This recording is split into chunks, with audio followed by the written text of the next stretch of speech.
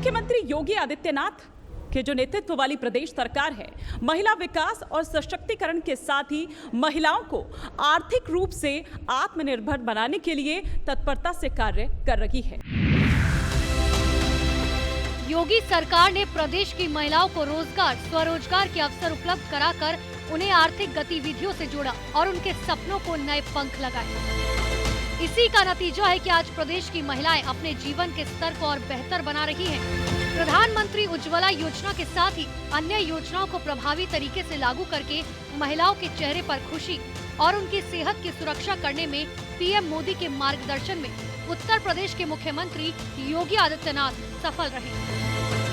Republic media network और उत्तर प्रदेश सरकार के संयुक्त आयोजन से हो रहे उभरता उत्तर प्रदेश शिखर सम्मेलन में योगी सरकार द्वारा महिलाओं एवं बालिकाओं की सुरक्षा, सम्मान और सशक्तिकरण के लिए किए गए कार्यों को अधिक विस्तार से समझते हैं। नारी शक्ति से यूपी की उन्नति चर्चा सत्र के माध्यम से। इस सत्र को आगे बढ़ाएंगी मेरी सहयोगी शिखा शर्मा और उनके साथ जो तमाम खास मेहमान जुड़ेंगे उनसे भी मैं आपका तारुफ करवा दूं। उनके साथ जुड़ेंगी श्रीमती सुषमा सिंह जो कि उपाध्यक्ष हैं उत्तर प्रदेश राज्य महिला आयोग की, और आपको बता दें कि राष्ट्रीय कार्यकारिणी सदस्य बेटी बचाओ बेटी पढ़ाओ अभियान और सरदार वल्लभ भाई पटेल कृषि विश्वविद्यालय की सदस्य श्रीमती सुषमा सिंह राज्य में महिला आयोग के माध्यम से शोषित और पीड़ित महिलाओं की आवाज बनकर उभरी हैं। इनके अलावा वसुधा श्रीवास्तव नरूला जी को भी मैं आमंत्रित करना चाहूंगी मंच पर, जो कि सह संस्थापक हैं एक्सप्रेस अर्थ डिजिटल सर्विस की। वसुधा श्रीवास्तव नरूला जी जिन्होंने 2015 में एक ट्रैवल एजेंसी की स्थापना की। आप दोनों का बहुत बहुत स्वागत है। नारी गौरव है, अभिमान है, नारी ने ही रचा विधान है, कदम से कदम मिलाकर चलना, नारी शक्ति है, सम्मान है। तो इसीलिए और उभरता उत्तर प्रदेश में अगर हम देखें तो यहाँ नारियों की स्थिति जो है काफ़ी बदलाव की तरफ जाती हुई दिखाई दी है। तो उसी को लेकर हम यहाँ पर चर्चा करेंगे। मैम आपके पास आना चाहूँगी मैं, सुषमा सिंह जी, कि अगर यहाँ पर उभरता उत्तर प्रदेश की अगर बात करें तो यहाँ पर महिलाओं की ज़िंदगी किस तरीके से बदली है। जैसा कि आपका आज का विषय है उभरता उत्तर प्रदेश, शिखा जी, ये एक ऐसा उत्तर प्रदेश है जहाँ पर अगर हम बात करते हैं पश्चिम उत्तर प्रदेश में मैं रहती हूँ नोएडा में, तो ये वही पश्चिम उत्तर प्रदेश है जहाँ पर पहले लोग अपनी बेटियों को घर से पढ़ने के लिए निकालते हुए डरते थे। उनका आगे का कैरियर तो सोचने की बात उनके बारे में, मतलब माता पिता के बारे में, समाज के बारे में, मतलब वो सोच ही नहीं सकते थे। और आज हम बात करते हैं कि बेटियां चांद पर पहुंच गई हैं, तो वो बेटियां घर से बाजार तक जाने के लिए सुरक्षित महसूस नहीं करती थी। आज आदरणीय मुख्यमंत्री योगी जी की सरकार में एक ऐसा उभरता उत्तर प्रदेश ने जन्म लिया है जहां पर बेटियों ने सबसे पहले जो उनके पंख थे वो उड़ना सीखी हैं। घर से बाहर निकलकर उन्होंने अपनी एजुकेशन, जो उनका हम एक बोलते हैं कि अधिकार है, मौलिक अधिकार है, हमारे संविधान में भी लिखा हुआ है। समाज में जितने भी लोग एनजीओ के माध्यम से या राजनीति के माध्यम से या किसी भी माध्यम से अगर बात करते हैं बच्चियों के बारे में, तो पहला अधिकार बोलते हैं कि शिक्षा का अधिकार है, क्योंकि सामाजिक ग्रोथ करना, मानसिक ग्रोथ करना, उसमें शिक्षा हमारे लिए बहुत महत्वपूर्ण रोल जो है अदा करती है। तो आज एक तरफ मैं बात करूं तो आपको शिक्षा के तरफ, तो वो उस तरफ बिल्कुल आज़ादी के माहौल में जी रही हैं। अगर मैं बात करूं सुरक्षा की तरफ, तो दिन हो या रात हो वही पश्चिम उत्तर प्रदेश है, वही पूरा उत्तर प्रदेश है। वो निकल रही हैं, आ रही हैं, जा रही हैं। किसी में इतना दम नहीं है जो बेटियों की गाड़ियों को रोके और कहें कि आप निकल के दिखाइए। ये वही उत्तर प्रदेश है जहाँ पर घर में बेटियों को मार दिया जाता था, और आज मुख्यमंत्री द्वारा एक योजना है कन्या सुमंगला योजना, जो उनको शादी तक एक अनुदान जो देने का काम करती है अलग अलग तरीके से। मतलब कहने का मतलब ये है कि सरकार के द्वारा जो सम्मान और सुरक्षा को हम बात करते हैं वो तो उनको मिल ही रहा है, लेकिन इसके साथ साथ एक ऐसे मुखिया के द्वारा भी इस सरकार को चलाया जा रहा है जो पारिवारिक श्रेणी में नहीं आते हैं, लेकिन फिर भी वो हमारे प्रदेश की जो बेटियों को उन्होंने पिता तुल्य है, उन पे एक आशीर्वाद रखा है, और जितनी भी योजनाएं बन रही हैं बहुत ही शानदार हैं। और अभी हाल में ही हमारे जो 21 वर्ष वाली जो घोषणा हुई है वो तो आपने देखा ही होगा कि हर महिला, हर बेटी के द्वारा उसको कितना सराहाया जा रहा है। तो आपके सवाल का मुझे लगता है काफ़ी बिल्कुल, और ये बहुत ज़रूरी भी है क्योंकि 18 साल के बाद तो आप समझिए कि ग्रेजुएशन स्टार्ट होता है, तो उस समय लड़कियों की एजुकेशन, लड़कियां कैसा सोचती हैं, उनका आगे बढ़ने का उनका नज़रिया क्या है, कैसे अपनी ज़िंदगी प्लान करती हैं, तो ये एज बहुत इंपॉर्टेंट होती है। और ये मुझे लगता है कि ये जो डिसीजन लिया जा रहा है वो लड़कियों के लिहाज से बहुत महत्वपूर्ण है।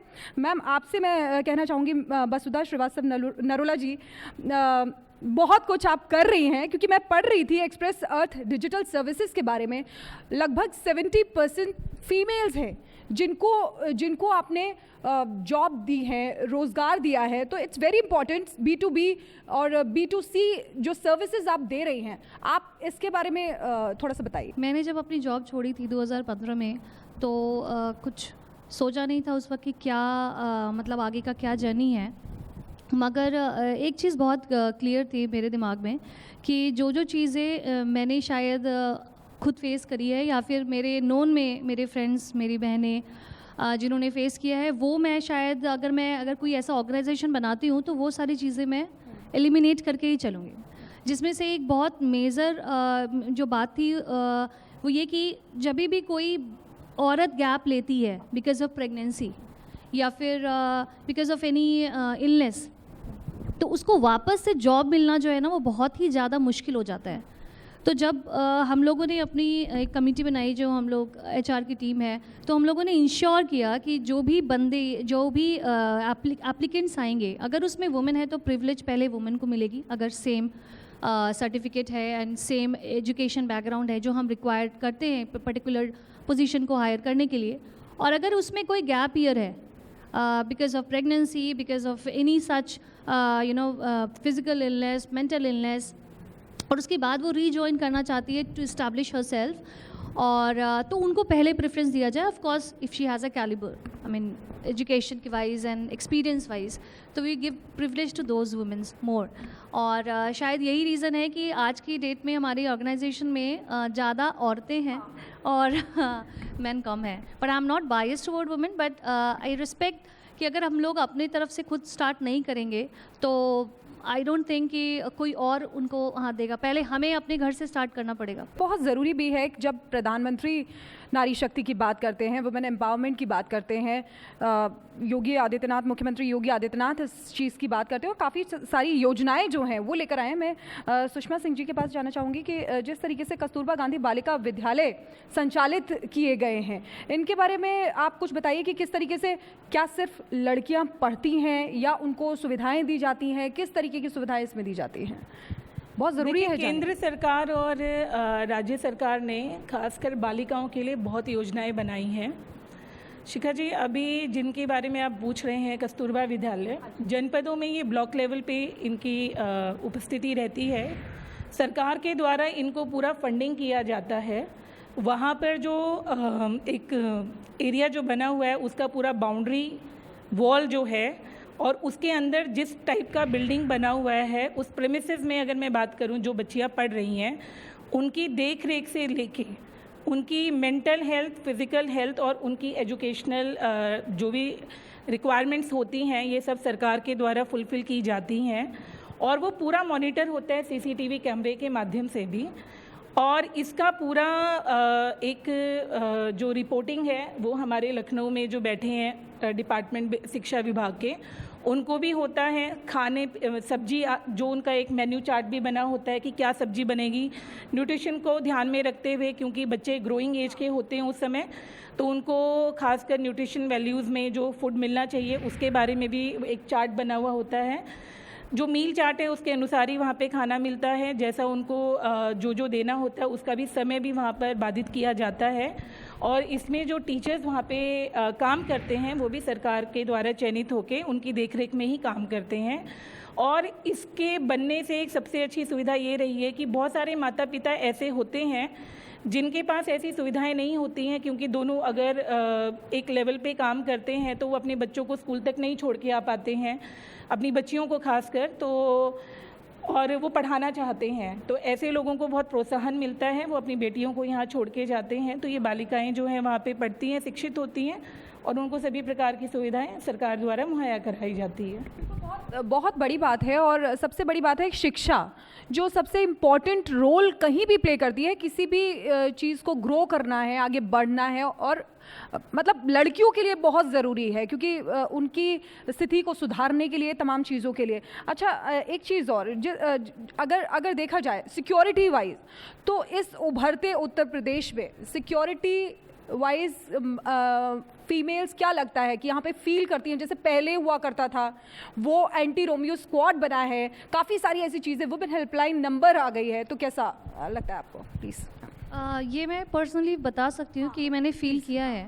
और अगर मैं पहले की बात करूँ, बिकॉज़ जब हम लोग यहाँ स्टार्टिंग में यूपी में स्टार्ट हुए थे रहना, तो उस टाइम पे जो एक डर होता था कि शाम के 6 बज गए हैं, आपको घर वापस आना है, तो वो अब जो एक रिस्ट्रिक्शन है और वो एक मतलब एक डर था एक अंदर, सिर्फ एक माँ बाप के अंदर ही नहीं, बट वो जो लड़की बाहर जा रही है उसके अंदर भी डर था। मैं भी कॉलेज जाती थी तो मुझे डर होता था कि मुझे वापस जो है वो टाइम से आना है, वरना पता नहीं क्या हो जाएगा मेरे साथ।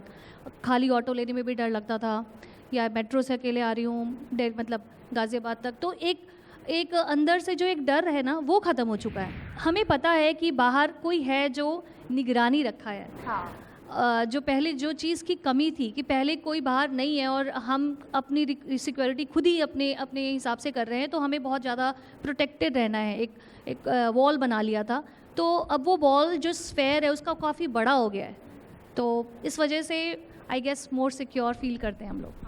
तो और ये बहुत अच्छी बात है, उभरते उत्तर प्रदेश में लड़कियां यहाँ पर ज़्यादा सिक्योर फील करती हैं, और जैसे पहले डर लगता था यूपी आने में, अब वो चीज़ नहीं है। सुषमा सिंह जी, मैं आपसे पूछना चाहती हूँ, सेल्फ हेल्प ग्रुप है, ये बनाया गया है, तो बेसिकली ये सेल्फ हेल्प ग्रुप क्या है और किस तरीके से ये महिलाओं को रोज़गार, ऐसा भी सुना है कि लगभग 1 करोड़ महिलाओं को रोज़गार दिया गया, तो क्या किस तरीके से? देखिए, हमारे यहाँ एक फोबिया बना होता है, बहुत ज़्यादा थोड़े ऊपरी लेवल के जो लोग मानसिकता के हम बोलते हैं कि पढ़ी लिखी महिलाएं ही बहुत अच्छा काम कर सकती हैं, या वही अर्न कर सकती हैं, या वही अच्छी सूझबूझ से समाज का निर्माण कर सकती हैं, घर को अच्छी तरह चला सकती हैं। लेकिन मेरा ऐसा मानना है, हर महिला के अंदर एक ऐसा गुण छुपा है जिसको तराशने की आवश्यकता है। आज के क्षेत्र में अगर हम बात करते हैं तो लड़के और लड़कियों का जो पैरामीटर है जॉब का, वो तकरीबन सेम ही हो गया है, तभी हम बोलते हैं इनकी जो इनकम है वो सेम होनी चाहिए। अब जो आप बोल रहे हैं, ये इस प्रकार के जो समूह हैं, स्वयं सहायता समूह है, इनको भी मोटिवेट करने का एक ही कारण है कि महिलाएं अपना जो समय समाज में अपनी क्षमताओं के माध्यम से दे सकती हैं, उसमें से धीरे धीरे उन लोगों को अपने साथ जोड़ना। तो एक महिला से 2, 2 से 3, 3 से 4 एक ऐसा समूह बन जाता है, और उसके बाद जो उनका रिजल्ट आता है वो तो मेरे ख्याल से कोई एजुकेशनल पैरामीटर का स्किल्स भी नहीं ला सकता, क्योंकि वो जो रिजल्ट ओरिएंटेड काम करते हैं, टाई बाउंड काम करते हैं, लोगों को आपस में जोड़ना, और फिर जो छोटे छोटे काम होते हैं उनको बहुत बेहतर तरीके से निपुणता के माध्यम से वो लोग उसको पूरा करते हैं। तो इस प्रकार के जो अभी ये समूह बने हैं, ये बहुत ही एनर्जेटिक हैं। इनका अगर आप व्यक्तित्व देखेंगे, इनका अगर आप बॉडी लैंग्वेज देखेंगे, और इनकी अगर आप सूझबूझ और समाज में जिस एरिया में ये काम कर रहे हैं उस एरिया में पकड़ देखेंगे, तो एक्चुअल में समझ में आता है कि इन्होंने जो ग्राउंड पे काम किया होता है वो बहुत ही सराहनीय है।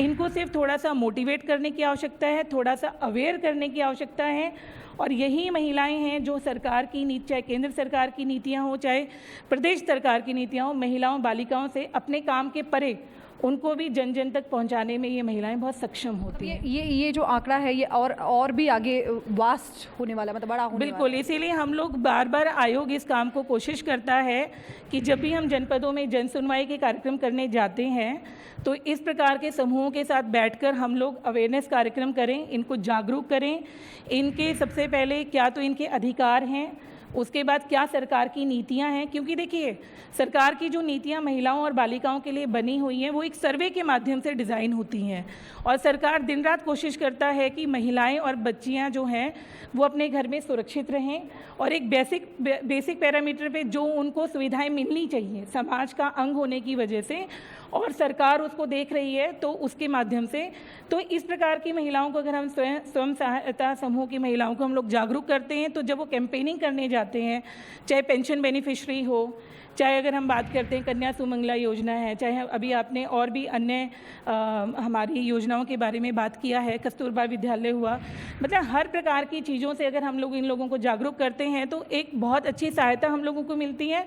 और मेरा ऐसा मानना है कि समाज के एक अच्छे निर्माण के लिए जो गांव की आखिरी महिला है जिसका कनेक्शन वेल टू डू हो सकता है उस एरिया के अंदर, जितना अहम रोल वो निभा सकती हैं उतना अहम रोल मैं यहाँ कुर्सी पे बैठ के नहीं निभा सकती।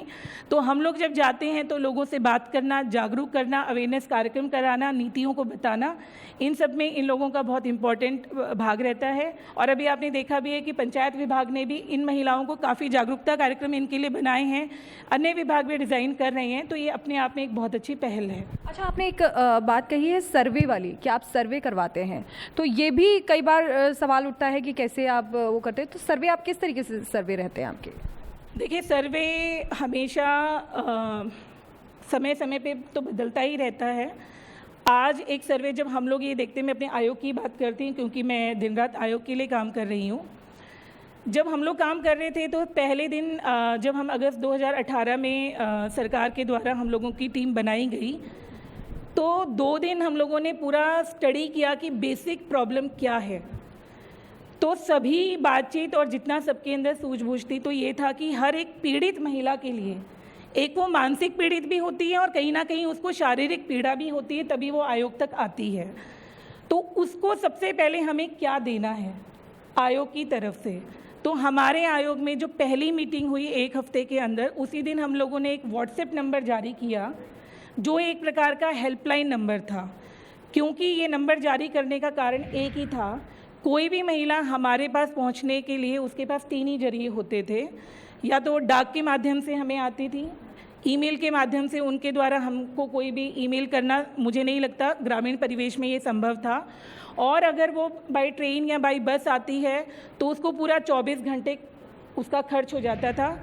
तो उनको हमने ये सुविधा दी क्योंकि हर घर में आज के समय में व्हाट्सएप चलता है और वो व्हाट्सएप पे अपना कोई भी प्रार्थना पत्र जो भी उनका होता है पीड़िता का, वो हमें व्हाट्सएप कर देती हैं। तो सर्वे का मतलब ये है कि जो हम बेसिक प्रॉब्लम्स को देखते हैं उसके माध्यम से कुछ हम डिज़ाइन करते हैं। तो लोगों से बातचीत करना, हर डिपार्टमेंट का एक आउटलुक भी आता है कि भाई बेसिक क्या प्रॉब्लम है, और जो लोग हम तक पहुंचते हैं उनसे भी हम बात करते हैं।